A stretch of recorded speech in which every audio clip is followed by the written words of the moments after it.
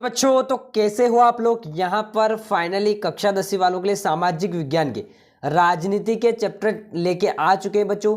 अध्याय यहाँ पर 2 हम पढ़ने वाले हैं, क्योंकि अध्याय 1 में से सिर्फ आपके ऑब्जेक्टिव क्वेश्चन आएंगे, इसलिए यहाँ पर अध्याय 2 मैंने यहाँ पर आपको प्रोवाइड करवाया है। ठीक है, अर्धवार्षिक में आएगा बच्चों और 2023 बोर्ड में पूछा जाएगा। ठीक है, सारे वेरी वेरी इंपॉर्टेंट क्वेश्चन है। चैप्टर का नाम है संघवाद। ठीक है, कुल अंक 4 आएगा। 3 नंबर का एक प्रश्न आपको देखने को मिलेगा और एक ऑब्जेक्टिव पूछा जाएगा। ठीक है बच्चों, यहाँ पर पहला क्वेश्चन देख लीजिए, एकात्मक शासन के दोष बताना आपको। ठीक है, तो देखो एकात्मक शासन में संपूर्ण शक्ति सिर्फ केंद्रीय शासन में निहित होती है। ठीक है, अपने देश का जो शासन है ना, वो एकात्मक शासन नहीं है बच्चों। ठीक है, वो संघात्मक शासन है या संघीय शासन है। ठीक है, नेक्स्ट, राजनीति चेतना एकात्मक शासन में ठीक प्रकार से उत्पन्न नहीं होती है। ठीक है, एकात्मक शासन में जनता को शासन में सभी स्तरों पर सक्रिय रूप से भाग लेने का अवसर भी नहीं मिलता है। ये इसके दोष है एकात्मक शासन के। ठीक है, नेक्स्ट क्वेश्चन देखते हैं। क्वेश्चन 2 आएगा, संघीय व्यवस्था की महत्वपूर्ण विशेषता यहाँ पर देखना है। तो पहला है, देखो 3 विशेषताएं ऐड कर रखी, जो भी है 3 पॉइंट हम लिखेंगे क्योंकि 3 नंबर में आएगा। देखो यहाँ सरकार 2 या अधिक स्तरों वाली होती है। ठीक है, एक तो राज्य स्तर होती है और एक आपकी केंद्र स्तर होती है, जो कि हमारे भारत में ये संघीय व्यवस्था है। ठीक है, देखो दूसरा पॉइंट, अलग अलग स्तर की सरकारें एक ही नागरिक समूह पर शासन करती है। ठीक है, लेकिन उनमें फिर अलग अलग नियम शामिल हो जाएंगे, राज्य के अलग और सरकार के अलग, केंद्र सरकार के अलग होते हैं। ठीक है, लेकिन जो योजना रहती है वो केंद्र सरकार के निहित में रहती है। ठीक है, नेक्स्ट रहता है, संविधान के मौलिक प्रावधानों को किसी एक स्तर की सरकार अकेले नहीं बदल सकती। ठीक है, कोई भी संविधान में अगर संशोधन करना है तो सारी सरकारें मिलकर करती है। ठीक है, राज्य हो या फिर केंद्र हो, दोनों मिलकर करती है, कोई अकेली नहीं करती। नेक्स्ट क्वेश्चन, विकेंद्रीकरण के 3 लाभ आपको यहाँ पर बताने हैं। देखो पहला आता है स्थानीय लोगों को बेहतर समझ।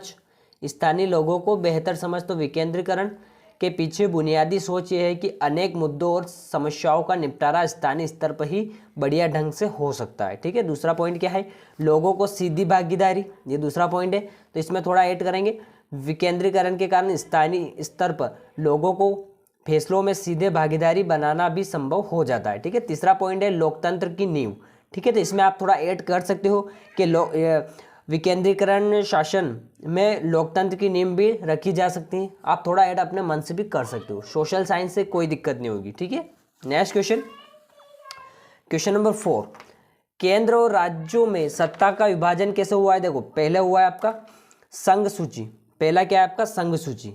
ठीक है, तो संघ सूची में क्या क्या आता है, इस सूची में प्रतिरक्षा, विदेशी मामले, बैंकिंग, संचार और मुद्रा जैसी राष्ट्रीय महत्व के विषय है। ठीक है, दूसरा फिर क्या आता है आपका राज्य सूची।